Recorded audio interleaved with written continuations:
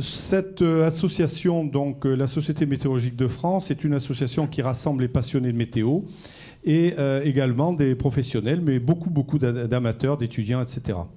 Vous pouvez trouver des infos sur le site sur les activités différentes de l'association tout au long de l'année.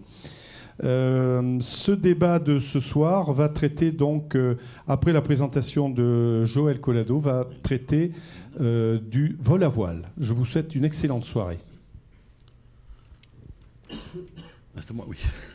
Bonsoir, merci d'être venus aussi nombreux malgré le froid, comment on appelle ça, polaire, sibérien? Non, hein, c'est pas ça. Hein. Si vous avez écouté France Info ce matin, il y avait Emmanuel Leroy-Ladurie qui relativisait un peu la vague de froid que nous avons actuellement sur l'ensemble de l'Europe et sur la France par rapport à ce qui s'était passé dans le passé et dans les siècles précédents où il a fait sur l'ensemble de l'Europe et en particulier en France beaucoup plus froid. Et ce petit schéma que je vous ai présenté, qui est sur le site internet de Météo France, hein, vous pourrez également le retrouver, vous montre un peu en fonction du diamètre des bulles l'intensité de la vague de froid qui est liée bien sûr à la température et à la durée. Et on s'aperçoit que les vagues de froid les plus historiques, alors pour les plus jeunes, et bien sûr, ils n'étaient pas encore nés, c'est 1956, hein, celle qui est... Alors cette vague de froid de 56, elle ressemble un peu dans sa structure par la vague de froid actuelle. Hein. C'est-à-dire que c'était un anticyclone après un mois de janvier, un mois de décembre et un mois de janvier en 56 qui avait été particulièrement doux. Le temps s'était brutalement refroidi en mois de février, mais ce refroidissement arrivé dans une décennie qui était quand même beaucoup plus froide que la décennie actuelle. Et deuxième événement qui a son importance et qui a une importance capitale, c'est que avant de se mettre en place, cette vague de froid avait été précédée de chutes de neige. Il y avait 90 cm de neige à Saint-Tropez, il y avait près d'1 mètre du côté de Biscarrosse. On en était, toute la France était recouverte d'un manteau de neige qui avait à peu près 1 mètre d'épaisseur. Et bien sûr, quand la France est recouverte d'un manteau neigeux, si vous éclaircissez la nuit, les températures plongent beaucoup plus bas que si le sol est avec une couverture végétale. Donc les températures étaient descendues extrêmement bas et il avait fallu attendre pratiquement à la fin février pour qu'il y ait l'amorce d'un dégel. Donc le froid, la vague de froid la plus historique de ces dernières années, enfin depuis 47 en tout cas, c'est bien celle de 56. Et vous voyez qu'on va se situer à peu près dans cette petite bulle-là, qui représente un hiver remarquable, mais pas exceptionnel, en tout cas pas historique, contrairement à ce que peuvent penser certains. Alors c'est vrai que ça fait longtemps qu'on n'avait pas eu froid. Le dernier, c'est 2003, il y a eu un petit épisode, mais c'était en janvier. Il y a eu 2001, très peu de temps. Il y a eu quelques petits épisodes comme ça. Le plus gros, qui est le plus récent, c'est 85, hein, sur la région de Toulousaine. Je vous rappelle qu'on avait eu jusqu'à moins 19 degrés sur Toulouse. Ce matin, on a relevé moins 14 degrés à Haute-Rive, moins 17 degrés à Bergerac, moins 17 degrés sur la Sologne, moins 17 degrés sur les Yvelines. Toute la bande enneigée de la France ont des températures qui ont plongé autour de moins 17, moins 18 degrés. Mais la différence avec les jours précédents, c'est qu'il n'y avait pas de vent et que donc la température ressentie... J'ai vu qu'on m'avait apporté un article, hein, c'est pas nouveau, hein, les Canadiens emploient ça depuis fort longtemps, nous ça fait peu de temps qu'on emploie ça, mais ça fait un tabac. Hein. Demain je fais une émission sur la température ressentie à France Info, tout le monde se dit mais qu'est-ce que c'est, qu'est-ce que tu racontes, pourquoi tu dis ça donc ce matin il n'y avait pas de vent, donc le ressenti était à peu près égal à la valeur de température sous abri, ce qui n'était pas le cas les derniers jours, puisque hier on avait 160 km/h en rafale du côté du Cap Béar avec des températures de moins 4.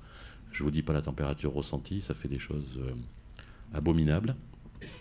Il y avait 110 km/h à Orange et ils ont fait un reportage à la télé, c'était très impressionnant, où les gens couraient dans la rue pour se rentrer. Et voilà, il y a hier aussi, je ne sais pas si vous avez entendu récemment, là, un communiqué qui a été fait par l'OMM en disant que la vague de froid allait se prolonger jusqu'au 27 février.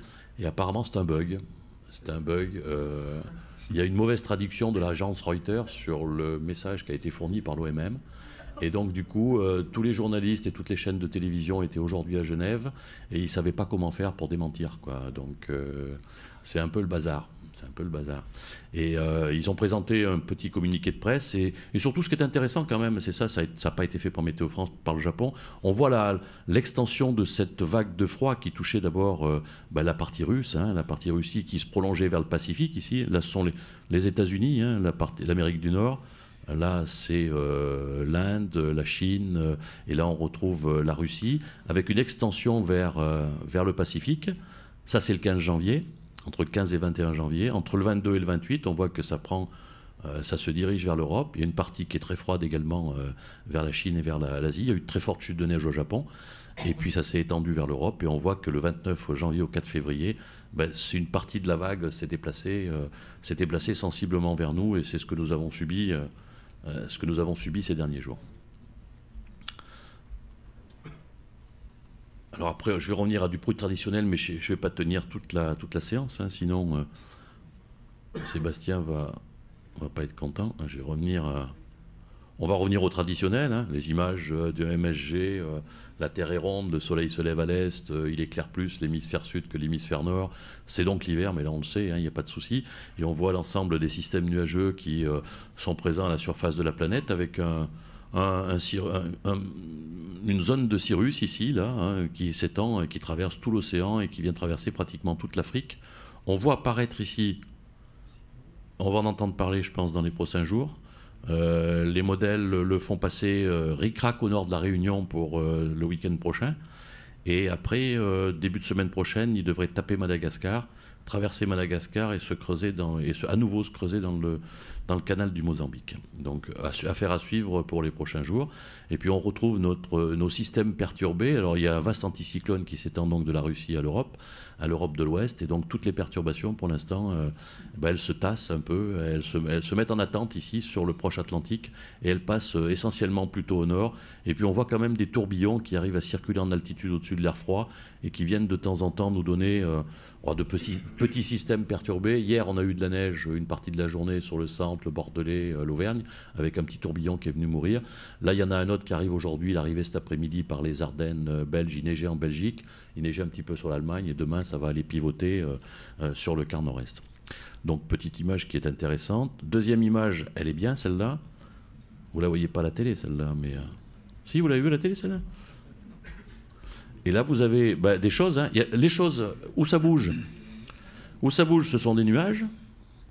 Et où ça bouge pas, la partie un peu blanche, là, c'est la neige. Alors, c'est étonnant. Hein. Vendredi, on avait pris l'option, la neige de dimanche à Toulouse. Vendredi, on ne savait pas où elle s'arrêtait.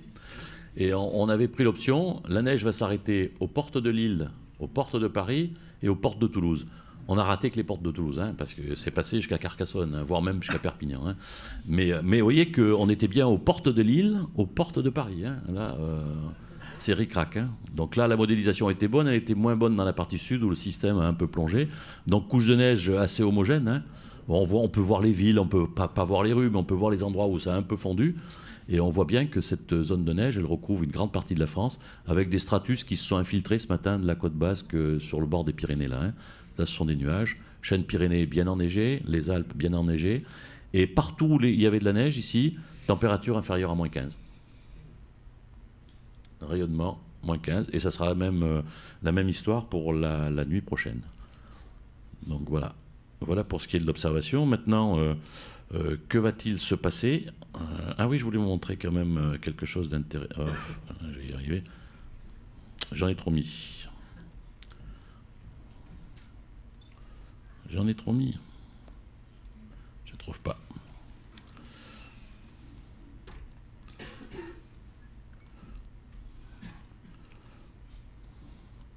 Ah ben voilà. Ah voilà. Ce que je voulais montrer, c'est comment à Rome envisager les nuages bas. Ce matin. Ah oui, maintenant il faut tout retrouver. On va y arriver. Vous voyez, je voulais voir si Arobe avait prévu cette petite zone de nuages qui s'infiltrait par là. Ouais, on va voir que je dis... on remonte dans le temps, là. Hein. Donc je reviens à ce matin. On retrouve bien ce paquet nuageux qui était ici, de la basse Normandie jusqu'à la pointe bretonne. On retrouve bien dans le golfe de Gascogne ce petit système nuageux. Et il les faisait infiltrer, mais un peu plus tardivement, dans le courant de l'après-midi, mais mettait bien un signal de la présence de nuages bas sur les abords de la chaîne des Pyrénées. Ce n'était pas parfait, il peut mieux faire, il a déjà beaucoup mieux fait, et il fait arriver par le nord cette petite perturbation qui donnera également quelques précipitations ce soir sur les Ardennes. Ensuite, les précipitations vues par le modèle Aladin, on s'aperçoit que ici, précipitations très très faibles pour la journée on va revenir à aujourd'hui. pour la journée de demain, on va voir apparaître quelque chose d'intéressant. C'est ce qui va se passer en Méditerranée, ici, là. On va commencer. Alors, je pense que vous avez vu la carte de vigilance à 16 h. On est passé en vigilance orange sur la Haute-Corse, sur le Var et sur les Bouches-du-Rhône, parce qu'il y a un retour qui s'organise. Et on va mieux le visualiser avec... évidemment, je suis un peu... Avec le vent, vous allez voir comment ça tourne bien. Pour vendredi, on voit en bordure du Mistral, là, ça c'est aujourd'hui, hein, ça c'est aujourd'hui, ce matin, cet après-midi, on voit le Mistral qui se renforce ici dans la vallée. Non, vous voyez rien dans la vallée du Rhône. Ici c'est la vallée du Rhône, ici c'est le Roussillon. Hein, vous voyez la côte ici, hein, ouais, moi je vois ça tous les jours, alors j'ai l'impression que... Pour moi, c'est facile, quoi. En fait, ça, c'est le couloir rhodanien. Donc là, plus c'est bleu, plus c'est fort. Hein. Ce sont les rafales qui sont voisines de 60-70 km/h. On voit que... Alors ça, c'est le Roussillon, c'est la Tramontane. Là, c'est Narbonne, c'est le Cers. Parce qu'il y a un sénateur qui a demandé à ce qu'on parle du Cers. Donc je vous en parle ce soir. Ça sera enregistré, donc diffusé. On pourra en parler dans les médias. Donc là, voilà, la Tramontane, le Cers et le Mistral. Et puis après, dans la nuit, vous voyez, ça c'est la nuit, la soirée, la nuit. Vous voyez ce qui se passe, il va y avoir un creusement dynamique sur le golfe de Gênes. Et là, et voilà. Voilà pour demain, dans la nuit, là, hein. Bon coup de vent d'est ici, Mistral ici. Alors ça va booster là un peu, hein, sur le littoral entre la Corse et le continent, ça va booster sérieux. Donc c'est un gros coup de tabac pour dans la nuit prochaine. 50 nœuds en vent moyen, hein. Ça fait 116, 120 en rafale, 120 km/h en rafale, et voilà. Et donc du coup, dans cette organisation un peu dépressionnaire ici, va se mettre en place un système convectif qui va donner naissance à des averses qui bien sûr vont donner de la neige, hein, autour de 200-300 sur la Corse, et ça va frôler le littoral sur le Var et les Bouches-du-Rhône. Alors notre crainte, quand c'est comme ça, c'est pas tellement le littoral, la crainte c'est l'autoroute qui passe derrière, quoi. Et l'autoroute qui passe derrière est à 300-400 mètres et ça devient vite dramatique. Donc il fallait absolument prévenir ce soir l'ensemble des préfets pour qu'ils prennent, et les autoroutes pour qu'elles prennent des mesures pour demain matin ne pas être coincées par ce type de phénomène. Donc ça, voilà la situation immédiate. À Toulouse, on est peinard demain, hein, il ne se passe rien du tout, il fait froid, point. Alors les jours à venir, que va-t-il se passer en température? Là, je vais faire assez rapidement. Je vous ai mis les températures. Alors ça, c'est la semaine prochaine. Voilà. Que pour minuit, hein, c'est-à-dire montrer, si vous voulez, la variabilité de la température à 2 mètres, hein, vu par le modèle, c'est des températures brutes, donc le froid le plus intense ici, et la coulée froide qui vient jusque sur la France. Ça c'est pour demain, voilà, demain, samedi, dimanche, lundi, mardi, mercredi, jeudi, oh, vendredi. On est loin après, on prend des risques, hein, samedi et dimanche. Bon, c'est pas, ça va pas être le printemps, hein. Ça va pas être le printemps tout de suite. Alors, que va-t-il se passer en relation avec ce type de situation? On va repartir, hein. On va repartir. Il faut que je revienne à l'envers. Voilà. Alors, vendredi, voilà, ça c'est pour demain. Donc on voit la mise en place de ce système. En fait, c'est une coulée d'altitude, hein, c'est une goutte froide d'altitude qui arrive de l'est, et donc avec un système dépressionnaire qui s'organise. Et donc on voit en rouge la neige, en bleu, on a les précipitations sous forme de pluie, et on voit que pendant 24 heures, là, ça va bien donner. Vous voyez, ça touche l'échéance précédente, hein, la neige touche bien le département du Var, des Bouches-du-Rhône, voire même jusqu'au Vaucluse, hein. Donc un beau système perturbé sur la Méditerranée. Là-haut, on a une belle dorsale, là, avec une petite dépression ici au milieu de la dorsale. C'est quand même assez rare. Deuxième grosse dépression, mais c'est en altitude, c'est pas en surface, hein. C'est une situation en altitude. En surface, ce sont des hautes pressions, hein. Donc samedi, dimanche. Alors je ne sais pas si vous avez vu les nébules d'hier à la télé, mais on annonçait déjà que ça se dégraderait. Apparemment, c'est retardé un peu. Dimanche 12 h. Et puis progressivement, on va récupérer ce qui va passer par là. C'est-à-dire qu'on va couper le robinet entre Moscou et Paris. Hein, ça va se couper à partir de mardi, lundi, mardi. Mais on va ouvrir le robinet, oui, islandais, quoi. Donc c'est du froid. Alors l'avantage de ce froid-là, c'est qu'il aura fait un petit trajet océanique, quoi. Donc il sera un peu moins froid. Mais par contre, il va être chargé en humidité, et chargé en humidité, c'est chargé en nuages. Chargé en nuages, c'est chargé en précipitation. Et comme ça se rapproche de zéro, eh ben, je vous laisse deviner ce qui va se passer. On va voir plein de rouge apparaître, là, vous voyez, du rouge partout, là. Il y a du rouge partout. Donc, on va vers quelque chose... les Pyrénées, ça va être du nord plein pot, comme ça. Vive les vacances de février. Hein, ça va être un peu bouché quand même le massif là, puis il va neiger quoi. Il va neiger assez bas. Hein. Alors on est à jeudi, voilà, petite interruption, et puis vendredi, regardez, elle est belle celle-là. Elle est belle celle-là, ouais. Hein, samedi, bon pratiquement tous les jours il neige dans l'est quoi, dans le nord-est. Un peu moins sur les Pyrénées, il y aura des moments un peu mieux sur les Pyrénées, mais globalement on va vers un temps moins froid, mais fortement perturbé avec un fort risque de chute de neige quoi. Et pour terminer, parce qu'autrement je vais tenir 2 heures, hein, juste pour terminer, je vais vous montrer un petit EPS gramme comme ça, là, c'est sympa. Alors, vous le voyez, vous comprenez là, tac. Là vous avez, c'est une prévision sur jeudi, vendredi, samedi, dimanche, lundi, mardi. C'est pour Toulouse. Hein, c'est la prévision pour Toulouse. Là vous avez les nuages. Alors un petit signal nuageux pour vendredi, puis après vous voyez samedi, dimanche, il ne se passe rien, et puis après progressivement, mais il y a beaucoup de dispersion, puisqu'il y a l'ensemble des runs du CEP là, hein, donc là il y a toutes les sorties du modèle possibles, et là vous avez l'opérationnel, vous avez le contrôle, et toutes les boîtes là ce sont les différents runs du modèle, donc la moyenne des runs c'est à peu près le trait au milieu de la boîte, là. Mais vous voyez que globalement tout tire vers quelque chose de très nuageux pour la semaine prochaine. Hein. Là on est lundi, mardi, mercredi, jeudi, vendredi, ça tire vers le nuageux.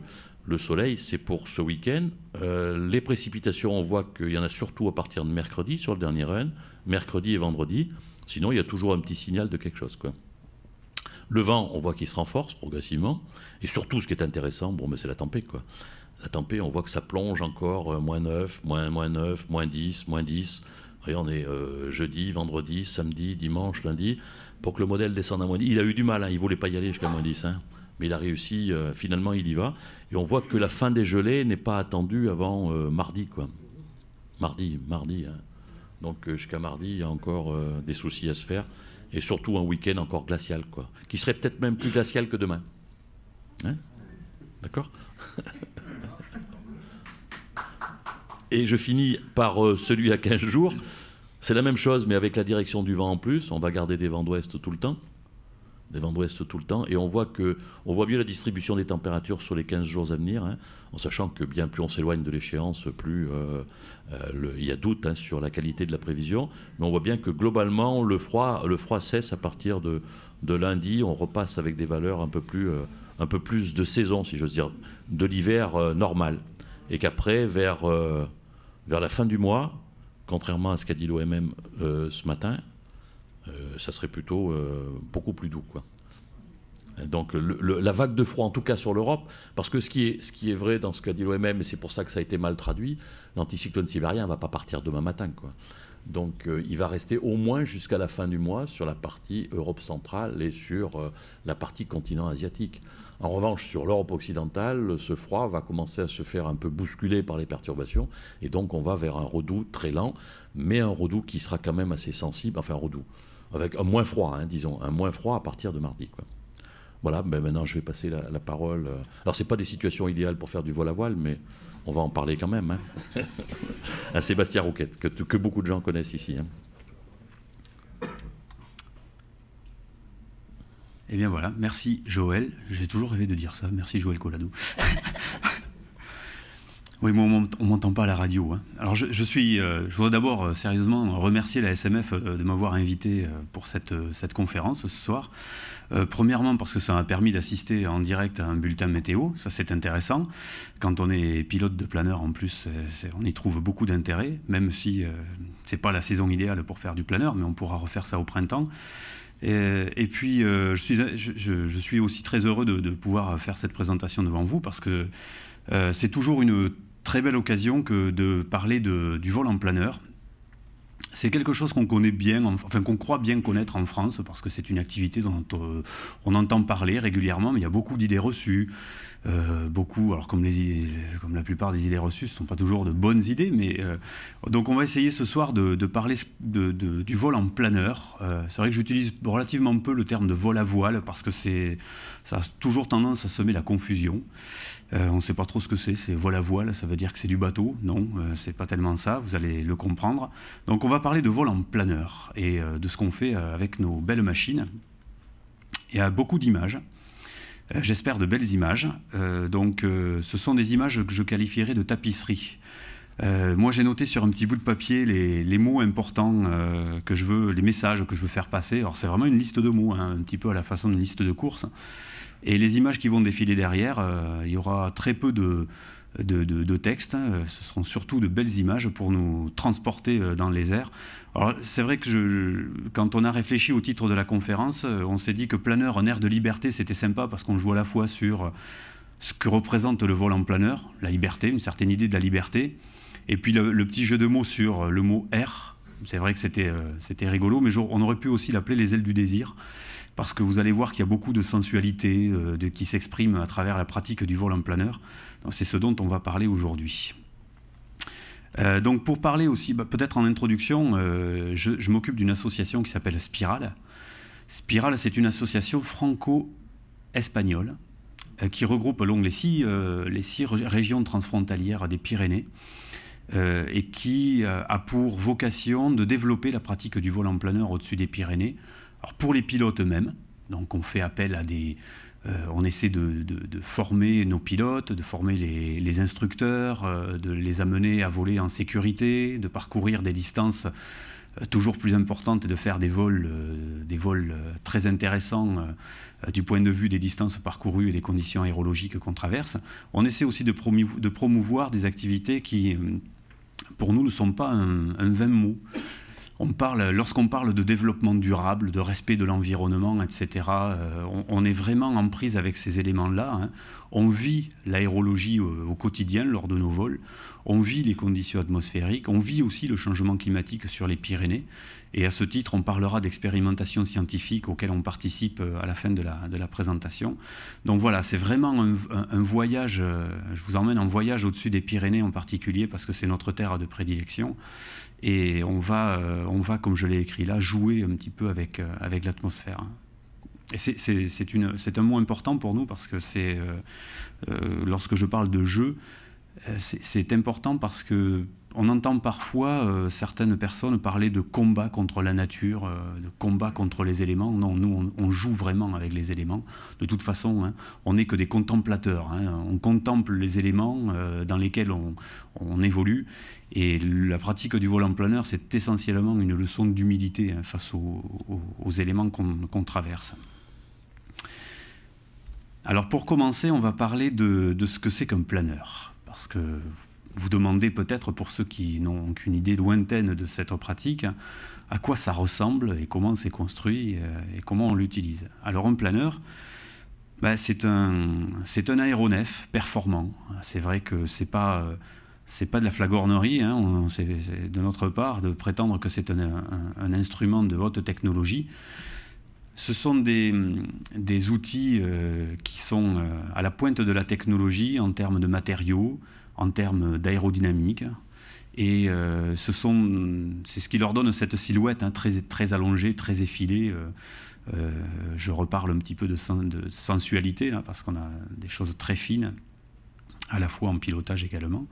Donc ce sont des matériaux qui sont de la fibre de verre, des matériaux plastiques, du carbone, et qui font l'objet d'études hein, véritablement pour les profils d'ailes, de façon à permettre une très bonne pénétration dans l'air, puisque vous l'avez compris, on n'a pas de moteur.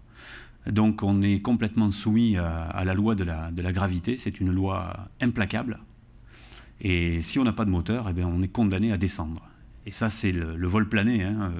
C'est la définition du vol plané. Historiquement, ça a commencé comme ça d'ailleurs, hein, avant de comprendre qu'on pouvait exploiter les courants atmosphériques. On faisait du vol plané.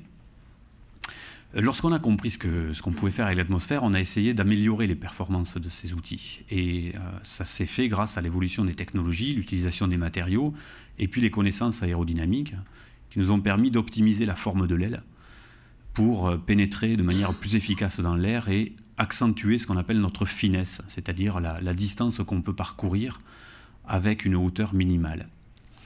Là, on ne parle pas du tout d'exploitation de l'atmosphère. On est vraiment dans la performance pure. C'est-à-dire, imaginez un avion en papier, vous l'avez entre les mains, vous le jetez, et bien plus il va loin, plus il a une grande finesse.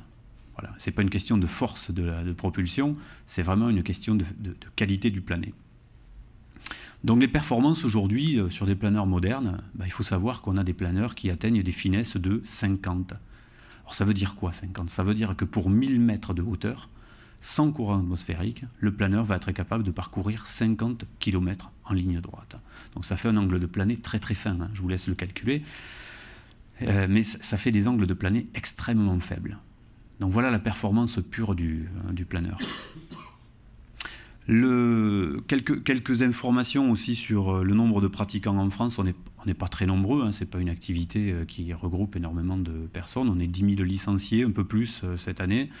On va dire qu'il y a à peu près 5000 pilotes assidus qui pratiquent vraiment régulièrement. Et les pilotes des Pyrénées, c'est une population qui représente quelques centaines de pilotes, mais un petit peu à l'image de ces montagnes. Ce sont des pilotes un peu, je vais dire un peu plus rudes peut-être que les pilotes des Alpes. C'est pas péjoratif, c'est pas faire insulte aux pilotes alpins, mais les conditions de vol dans les Pyrénées sont des conditions difficiles, du fait de l'orientation de la chaîne et du fait de sa forme, des vallées profondes, peu accessibles, un petit peu hostiles. Alors c'est vrai que le terme hostile, ça a tendance à personnifier un peu trop la chaîne. C'est pas elle qui est hostile, c'est nous qui nous frottons à cette chaîne. Donc c'est nous qui nous plaçons en condition de fragilité. Mais voilà, donc le vol dans les Pyrénées, c'est quelque chose qui se gagne. Mais on va voir que c'est générateur d'un plaisir extraordinaire. Alors comment fait-on pour décoller avec un planeur, puisqu'on n'a pas de moteur? Alors on peut faire ça avec un avion remorqueur. Alors c'est ce qu'on voit sur cette image. On est relié par un câble à un avion qui va nous tirer à quelques centaines de mètres de hauteur. Là on va se libérer grâce à un crochet. On lâche la corde qui nous relie à ce remorqueur. Lui il rentre au bercail et pour nous débute le vol plané et la recherche de l'ascendance. Donc ça, c'est une des techniques de décollage. On voit là une autre image où on voit le planeur derrière le remorqueur. Ça peut être impressionnant parce qu'on n'est pas très loin derrière le remorqueur, quelques dizaines de mètres. Il faut suivre les évolutions de l'avion remorqueur. C'est pas forcément évident, ça s'apprend évidemment. Et on peut avoir un autre procédé qu'on appelle la treuillée. Ça, c'est beaucoup plus impressionnant. On n'a rien devant nous, mais par contre, on est relié à une sorte de camion au sol, enrouleur de câbles, un petit filet d'acier ou de matériaux comme le Kevlar aujourd'hui. Il y a des matériaux beaucoup plus performants, plus modernes. C'est un câble qui mesure 1 km de long et on est à l'autre bout du câble. Et là, le camion va enrouler le câble à une vitesse de 100 à 120 km à l'heure. Et nous, on est accroché derrière. On va être tiré très très fort. L'accélération est assez violente.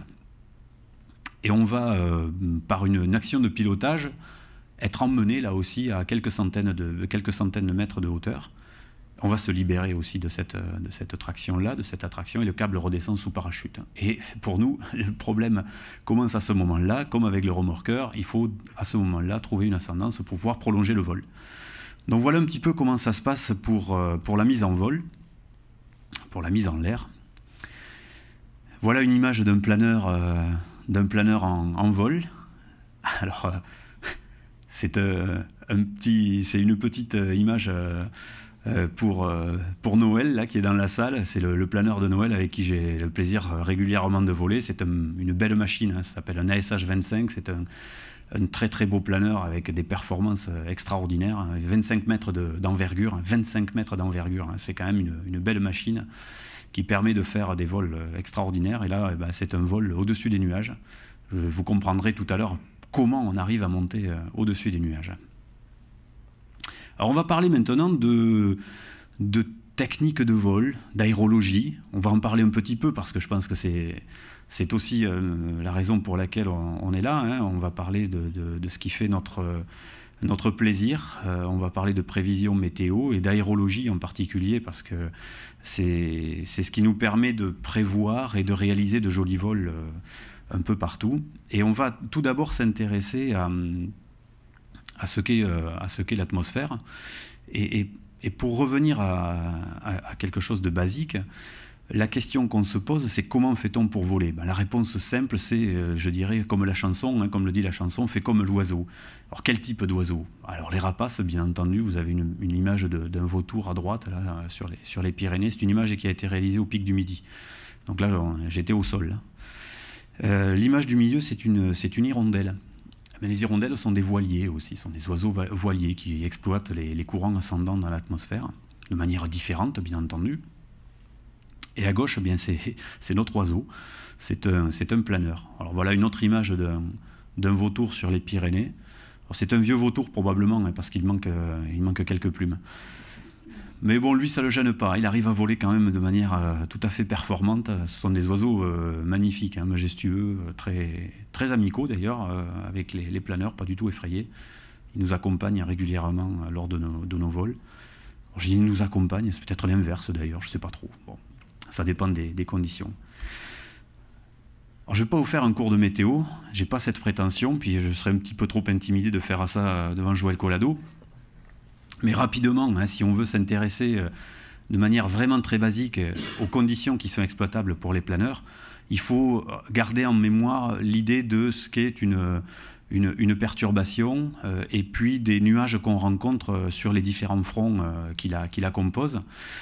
Donc voilà une vue globale en fait, hein, avec les symboles que vous connaissez, hein, le front chaud, le front froid, toute cette distorsion du front polaire et puis ce qui se passe à l'intérieur de cette perturbation et les nuages qu'on y rencontre.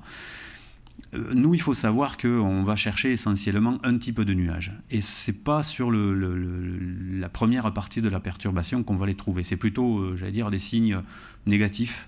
Quand on voit arriver les cirrus, les cirrostratus, tous ces nuages d'altitude qui annoncent l'arrivée du mauvais temps, ce ne sont pas des conditions très agréables pour nous la plupart du temps. Mais là, je vous laisse un peu sur votre faim. Je ne vous dis pas tout parce que sinon vous allez vous endormir avant la fin de l'exposé. Ce serait dommage. J'espère que ce serait dommage. On peut exploiter ces conditions-là, mais de manière très très particulière. En revanche, ce qui nous intéresse plus, c'est ce qui se passe après le passage du front froid, lorsqu'arrivent les cumulus, qui annoncent le retour du beau temps. Et ça, c'est une chose qui pour nous est annonciatrice de bons vols, de longs vols, de vols de distance. Et on aime vraiment, vraiment ces cumulus, qui sont les nuages de l'étage inférieur. Là. Alors sur cette image, ils sont présentés avec un petit peu de pluie. Bon, c'est vrai, de temps en temps, oui, les cumulus congestus, lorsqu'on est au printemps, que la Terre, l'atmosphère est gorgée d'eau, que l'atmosphère est encore un peu fraîche, on peut avoir de la pluie. Mais lorsqu'on est en montagne, et notamment l'été, on voit apparaître ces petits cumulus qui peuvent être très très petits, là, mais signes de présence d'ascendance, hein, j'ai prononcé le mot. Et ça, c'est pour nous, c'est la source presque inépuisable du prolongement de notre vol. Donc vous l'avez compris, avant de faire un vol, tout passe par la prévision. Et ce qui veut dire que, notamment, c'est le cas notamment lorsqu'on est en compétition ou lorsque on fait partie d'une structure où de nombreux pilotes viennent voler, le matin, la journée du Vélivol commence par un briefing météo où on va partager ensemble les prévisions qui sont à notre disposition pour établir un petit peu la stratégie de vol du jour à venir. Donc ça, en fonction de l'expérience de chacun, on va pouvoir émettre des hypothèses sur la journée qui nous attend et puis émettre des hypothèses sur le vol qu'on va essayer de réaliser. Parce que c'est un petit peu le jeu aussi de dire le matin même, tiens, aujourd'hui je vais essayer de faire 300, 400, 500 km sur les Pyrénées. Donc voilà un exemple de carte qu'on utilise avec, alors là vous reconnaissez j'espère les profils, les contours de l'Afrique du Nord, l'Espagne, un petit au milieu sur la droite de l'écran, la France, et ça c'est une situation où on a un anticyclone, là, un anticyclone sur l'Atlantique, sur la France, Et c'est une situation qui généralement évolue vers une petite dépression thermique en Espagne. Alors ça, c'est une image qui est, je ne sais plus s'il y a la date sur l'image, non, je ne crois pas. Et c'est une image que j'ai prise à dessein parce que c'est une journée de vol l'an dernier qui nous a valu de faire un vol de 500 km. On était au mois de mai et on a fait un aller-retour entre l'Aragon et l'Andorre. Entre 3000 et 3500 km, pardon, entre 3000 et 3500 mètres d'altitude au-dessus des Pyrénées. Donc voilà à quoi ressemblent ces cumulus. Là, c'est au sol, hein, on n'est pas en vol. Quelques belles images de cumulus. Et puis voilà ce que ça donne lorsqu'on est sur le tarmac, avec ces cumulus qui se mettent en place dès le matin. Donc là, la soif du pilote, la fébrilité, là, elle est vraiment palpable. Hein. On a eu notre briefing météo, le planeur est en piste, tout est prêt. On a notre casse-croûte à prendre et on sait qu'on est parti, enfin en tous les cas on l'espère, pour plusieurs heures de vol et réaliser le vol de distance le plus important possible. Donc les phénomènes qu'on exploite à ce moment-là, ce sont les ascendances. Alors c'est quoi une ascendance ? Il faut comprendre que le Soleil, évidemment, c'est une source d'énergie phénoménale. Et associé à l'atmosphère, ça va être capable de générer des courants verticaux très larges. Il faut avoir l'image d'un cylindre, en fait, d'un cylindre d'air chaud qui va se développer à intervalles réguliers à la surface de la Terre, et qui permet au pilote et à son planeur de se maintenir en vol. Alors ça fait mieux que ça, c'est que ça nous permet de gagner de l'altitude. Alors une ascendance, c'est un diamètre variable, hein, ça dépend des jours évidemment, mais on va dire c'est entre 200 et 300 mètres de diamètre, sur plusieurs milliers de mètres de hauteur.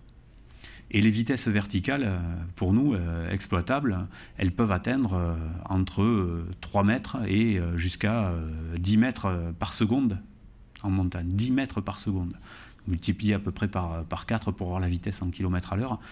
Donc vous comprenez bien que c'est quand même quelque chose d'extrêmement puissant. Hein. Il faut avoir l'idée que notre planeur pèse environ 400, pour un planeur biplace, hein, entre 400 et 500 kg à vide. Avec les pilotes, en plus, si c'est un planeur biplace, on arrive aux alentours de 600 kg. Et bien, malgré cette masse, et grâce à la fois à la performance intrinsèque du planeur et à la puissance du Soleil associée à celle de l'atmosphère, on arrive à atteindre ces vitesses-là de, on va dire en moyenne, 3 à 5 mètres par seconde, en vitesse verticale. C'est la vitesse d'un marathonien, mais à la verticale. Donc c'est quelque chose de vraiment très, très impressionnant. Et on va de cette manière prendre de l'altitude, et cette altitude qu'on prend, eh ben, c'est de la réserve d'énergie pour nous, qui nous permet d'aller plus loin. Donc on convertit notre énergie potentielle, hein, pour faire un cours de physique à 2 €, là, on convertit notre énergie potentielle, donc l'altitude qu'on gagne, en énergie cinétique et en distance horizontale. Donc c'est ça qui nous permet en fait de passer d'une ascendance à l'autre, et d'avancer de point en point. Donc là apparaît la notion d'éphémère. Il y a une notion d'éphémère. C'est une notion vaste, hein, parce qu'il y a l'éphémère de l'ascendance, qui a une durée de vie limitée. Il y a l'éphémère lié au fait qu'on est un peu toujours en balance. Hein, est-ce qu'on va trouver une ascendance un peu plus loin? Jusqu'où va-t-on aller? Comment va-t-on revenir? Quand va-t-on revenir? Va-t-on revenir? Alors va-t-on revenir? Ça veut dire, est-ce qu'on va être obligé de se poser à 100 km de la maison, ou est-ce qu'on va pouvoir revenir à notre aérodrome de départ? C'est le genre de questions qu'on se pose en permanence lorsqu'on est dans un planeur. Donc c'est vrai que c'est un petit peu, il y a une charge émotionnelle, nerveuse, un petit peu importante, hein, parce que ça veut dire qu'on est sans cesse en train de se projeter à l'avant de notre machine pour envisager la suite du vol. Alors ça ne veut pas dire qu'on ne fait que travailler, hein. C'est pas désagréable, cela dit, sinon je pense qu'on ne le ferait pas nous-mêmes. On éprouve beaucoup de plaisir à être là, hein. Vous voyez les images qui défilent, là, on a des images de vol sur les Pyrénées, là on est au cours d'une spirale avec d'autres pilotes. On peut être nombreux dans l'ascendance, hein. On peut être jusqu'à 6, 7 planeurs, hein. Donc là on est au départ d'une épreuve de compétition, donc ça explique qu'on soit un peu nombreux. Mais voilà, le plaisir est là aussi, hein. Cet éphémère, c'est générateur de plaisir aussi, parce qu'on a je pense qu'on acquiert aussi le sentiment qu'on est témoin d'un phénomène, on est témoin privilégié d'un phénomène qui a une durée de vie limitée, parce que notre vol, il ne peut pas s'étendre indéfiniment. Hein. La convection, ce phénomène donc, qui met en place les ascendances au cours de la journée, il commence lorsque le soleil a suffisamment chauffé le sol. Donc il ne peut pas débuter à 9 h du matin. Et puis il se termine lorsque le soleil se couche. Donc entre 17 et 18 h, même l'été, hein, il faut songer à rentrer à la maison parce que les ascendances vont se terminer. Il n'y aura plus d'ascendance. Donc voilà aussi toute la difficulté du vol, c'est qu'on est limité de toutes parts. Alors on est limité également en altitude, alors pour plusieurs raisons. Hein, c'est que cette couche convective, elle ne s'étend pas à des altitudes très importantes, mais j'ai souvenir notamment en 2003, lors de l'épisode de canicule en été 2003, sur les Pyrénées, on avait des plafonds jusqu'à 4500 mètres. 4500 mètres en altitude. Hein. Donc là, on commence à voir les Pyrénées vraiment de dessus. C'est très agréable. Ça a quelque chose de rassurant parce que quand on a suffisamment d'air sous la quille, on se sent plus léger, on se dit qu'on va pouvoir aller plus loin plus facilement. C'est le cas. Mais c'est vrai que ce sont des conditions relativement rares. Hein. La plupart du temps, on a des plafonds aux alentours de 3000 mètres, comme c'est le cas sur ces images-là. On est en Espagne. Là, ce sont quelques vues en Espagne, dans la région du lac d'Ainsa, vers les montagnes qui s'appellent la Sierra Ferrera. Voilà une autre situation, la plus estivale. Là, on est au mois d'août l'an dernier, avec toujours cette situation anticyclonique, avec un minimum de pression qui va se creuser là, sur le centre de l'Espagne. Et ça, ce sont des conditions très, très favorables. Très favorables parce que ça génère... Ça vient renforcer la brise de vallée qui se met en place au pied des Pyrénées. Et ça alimente donc les courants ascendants sur les Pyrénées. Et ça crée des lignes de confluence, tout simplement, au-dessus des Pyrénées. Et là, on voit une image, d'ailleurs, où là, on distingue un planeur au milieu de l'image qui est en train de spiraler sous les bases déchirées des quelques cumulus qu'on voit. Les antennes qu'on devine en bas sont des antennes qui sont au pied de l'Andorre. Et les nuages qu'on voit à gauche là, de l'image sont des nuages qui sont sur l'Andorre, qui sont à près de 4000 mètres ce jour-là. Donc voilà, c'est un jour où on a réalisé un vol de un peu plus de 500 km. C'est très agréable. Alors là, on voit une image où on a un peu moins de cumulus. C'est le cas régulièrement. C'est plus facile quand on a des cumulus, mais il nous arrive régulièrement de voler sans nuages. On appelle ça du thermique pur. C'est un peu plus compliqué, hein. Il faut un peu plus regarder le sol, l'orientation des vallées, le soleil, l'éclairement du soleil sur les arêtes rocheuses, essayer de deviner les mouvements au niveau des forêts de pins, détecter par exemple les pollens. Au printemps, lorsque les pins sont chargés de pollen, on voit les brises battre les arbres et on voit véritablement, on voit des colonnes de pollen jaunes là, qui sont arrachées de la végétation. Alors lorsqu'on entre là-dedans pour démarrer d'autres spirales, c'est un double bonheur. Premièrement parce qu'on a vu l'ascendance, ça c'est un plaisir rare, et deuxièmement parce qu'on a l'impression d'être en randonnée. On sent le pin. Pourtant on peut être très très haut au-dessus. Donc ces conditions-là, elles sont plus difficiles aussi parce qu'il fait soleil. On n'a pas de quoi s'abriter. Donc quand on est face au soleil en été et qu'on vole au-dessus des Pyrénées, le rayonnement est très fort, il fait relativement chaud.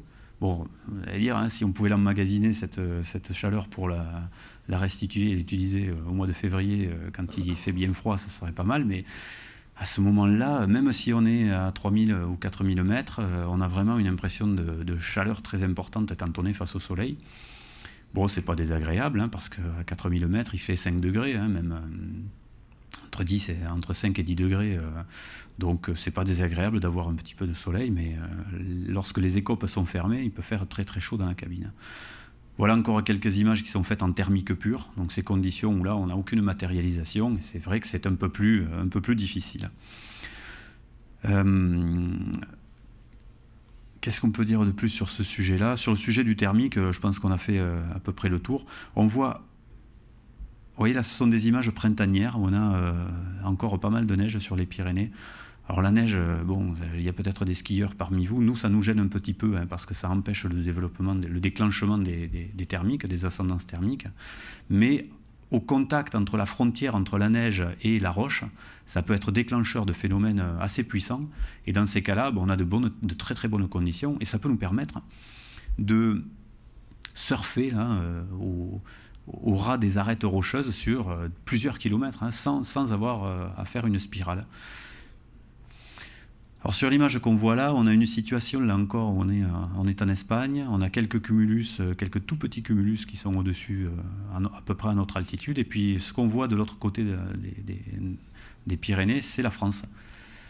Et on voit que la France, eh bien, elle est dans la crasse, la mer de nuages. Et là, les nuages sont des nuages de basse altitude qui sont bloqués par la chaîne, et nous, de l'autre côté, on a des conditions, de très très bonnes conditions de vol.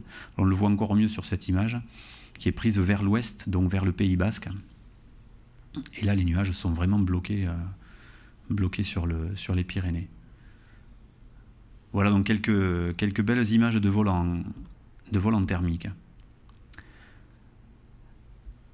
Alors, qu'est-ce qu'on va voir maintenant? Maintenant, on va s'intéresser aux conditions de vol hivernales. Parce que je vous l'ai dit tout à l'heure, on exploite surtout le vol thermique sous cumulus ou en thermique pure, mais il nous arrive également d'utiliser les conditions avant dépression, avant le passage d'une perturbation. Et ces conditions-là, en fait, elles sont totalement différentes. Elles nous permettent d'utiliser le vent. Et là, on va véritablement surfer sur la chaîne des Pyrénées. C'est une chance qu'on a d'avoir cette barrière rocheuse rectiligne et orientée de cette façon-là, grosso modo, on va dire, de l'ouest vers l'est, puisque la particularité de notre météo veut que les perturbations qui circulent d'ouest en est génèrent du vent de secteur sud à l'avant de ces perturbations. Et pour nous, c'est un avantage parce que le vent qui va se défléchir sur les barrières rocheuses va créer des ondulations qui vont être exploitables en planeur. Alors ça, c'est une image londonienne. J'espère que Joël ne m'en voudra pas de présenter des images du centre météo anglais. Mais c'est pour montrer à la fois la position des fronts et l'orientation du vent. On voit les lignes noires qui sont les isobars. Et le vent, en fait, il est parallèle, globalement, il est parallèle aux isobars. Et donc là, on voit l'arrivée d'une perturbation qui est matérialisée ici. Ouf, c'est une image Météo France, ça va. C'est une image de chez nous. Avec un joli rouleau qui se présente sur l'Atlantique et qui va amener du vent de secteur sud sur les Pyrénées qu'on voit enneigées, là. Hein, donc on a une situation hivernale. Alors ça se matérialise comment? Eh bien, ce vent, il faut des conditions. Alors il faut des conditions supplémentaires. Il y a à la fois l'orientation du vent et la force du vent. Il faut qu'on ait un gradient de vent, c'est-à-dire que le vent augmente en altitude. Alors si on symbolise la chaîne des Pyrénées par cette montagne qui est présentée à gauche là, et le vent, le gradient de vent qui est présenté là de manière verticale, en coupe verticale, la déflexion du vent va créer des ondulations successives qu'on appelle des ressauts. Et ce sont ces ressauts qui sont exploitables. On voit notamment cette ligne pointillée là, qui s'appelle ligne de montée maximale, où on va pouvoir exploiter de manière vraiment optimale le mouvement dynamique de l'air, hein, de l'atmosphère, en aval du vent, par rapport à la chaîne montagneuse. Alors ce sont des conditions difficiles à exploiter. Ça peut paraître simple comme ça, parce qu'on se dit que ça, évidemment, ça crée de grandes lignes ascensionnelles qui peuvent être faciles à exploiter, d'autant que habituellement c'est matérialisé par des nuages qui se situent au sommet des vagues. Il y a de la condensation, donc on va créer des nuages lenticulaires. On va voir d'ailleurs sur les images qui suivent quelques matérialisations de ces nuages lenticulaires et des rotors qui sont situés en dessous de la couche laminaire. Alors, mais ce sont des conditions difficiles, cela dit, parce que premièrement, il va falloir traverser la couche perturbée, la couche brassée, qui est sous le vent de la chaîne montagneuse. Donc là, on peut avoir des conditions extrêmement violentes hein, où on peut parfois piloter avec les deux mains sur les commandes pour tenir la bête affolée qu'est notre planeur. Donc c'est pas toujours facile. Et puis difficile parce que le ressaut, il n'est jamais dessiné sur des centaines de kilomètres de manière rectiligne. Donc il faut souvent changer de ressaut, sauter de point en point. On est aussi à plus haute altitude, c'est l'hiver, il fait froid, le vent est fort. On atteint des vitesses de vent qui sont relativement importantes, jusqu'à 40 à 50 nœuds à l'altitude, donc une centaine de kilomètres à l'heure. C'est pas très facile, pardon, d'avancer face au vent dans ces conditions-là. Cela dit, c'est quand même un vol qui est source de plaisir là aussi, parce que c'est un petit peu grisant. C'est comme le disait Brassens, pardon, le vent qui vient à travers la montagne me rendra fou. C'est un petit peu ça. C'est quand on va faire un vol en onde, il y a une excitation particulière liée aux conditions qu'on va rencontrer. Et puis le panorama n'est pas du tout le même. On peut voler jusqu'à 6000 mètres d'altitude en France pour des raisons réglementaires. On n'a pas le droit de dépasser cette altitude. Mais lorsqu'on est à 6000 mètres, croyez-moi, c'est un panorama unique qui est devant nos yeux. En particulier, j'allais dire, si on a la chance de voler en ondes pures, donc sans matérialisation nuageuse, c'est fabuleux parce qu'on a l'impression de voir la chaîne entière couverte de neige. Et on a l'impression que le pic d'Aneto, il est tout petit. Tout petit. Quand on est à 6000 mètres, on est quand même 3000 mètres au-dessus des sommets moyens des Pyrénées. C'est très très impressionnant. Et on a l'impression de calme, parce qu'à ce moment-là, on est dans l'écoulement laminaire. Donc c'est un écoulement très calme. La vitesse du vent, on ne la ressent pas. On dérive fortement, évidemment, mais dans le planeur, on ne la ressent pas, cette vitesse-là. Tout est très calme. Il ne fait pas très chaud, évidemment. Il fait moins 25 degrés à l'extérieur. Dans la cabine, on est un peu protégé parce qu'on n'ouvre pas trop l'aération, donc on a moins de 10 degrés. Ça givre un petit peu sur la cabine. Mais on est bien. On a notre casse-croûte, on a un petit peu de thé chaud. On a notre oxygène, donc tout va bien. On est vraiment les rois du monde, là. Donc c'est vraiment grisant. Alors voilà une autre image un petit peu impressionnante qui donne une idée en fait peut-être de la violence de ces phénomènes, parce que c'est quand même l'écoulement du vent à travers une chaîne montagneuse, c'est pas quelque chose de très très calme.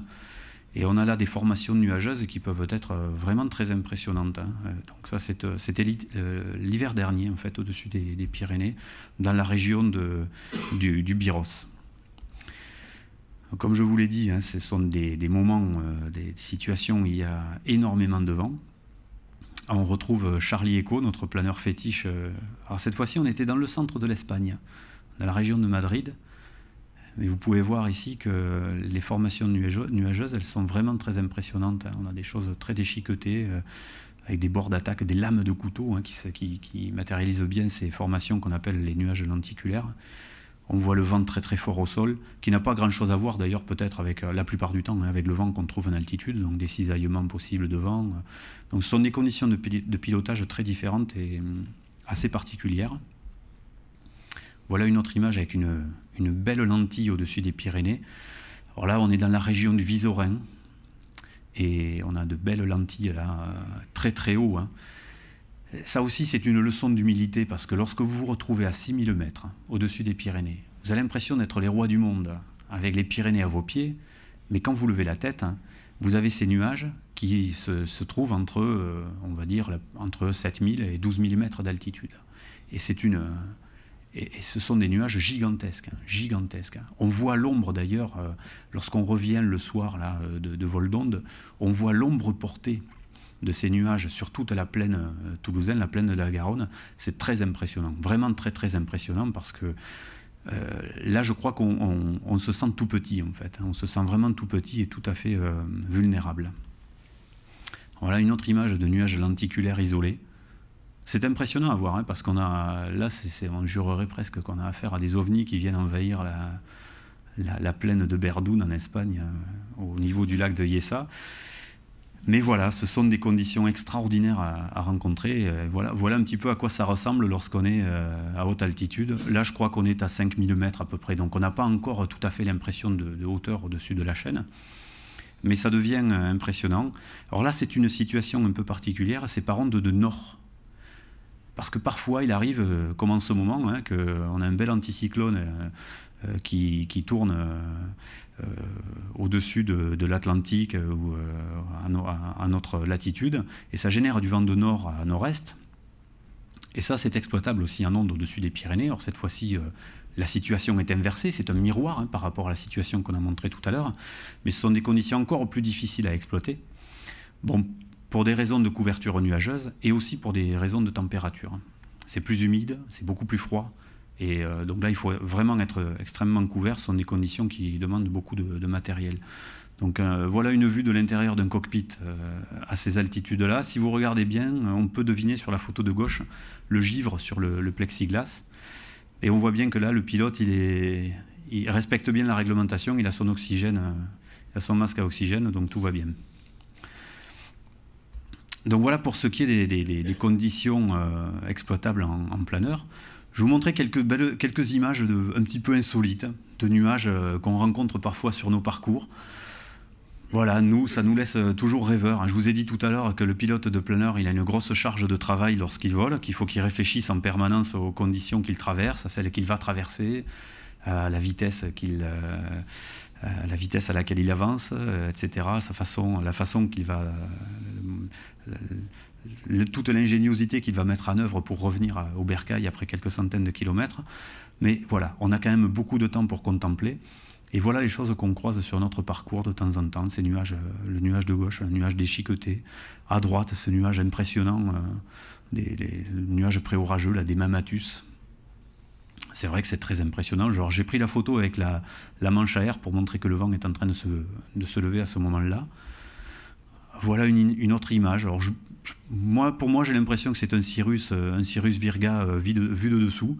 Il a une belle forme là, de corolle, on dirait presque une fleur de pissenlit arrivée à maturité. Là, on a presque envie de souffler dessus.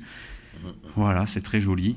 Un phénomène plus impressionnant, je trouve, là, c'est ce phénomène là, de trous de poinçon. Ça s'appelle des nuages en trous de poinçon. Alors ça, c'est un phénomène très particulier. Hein.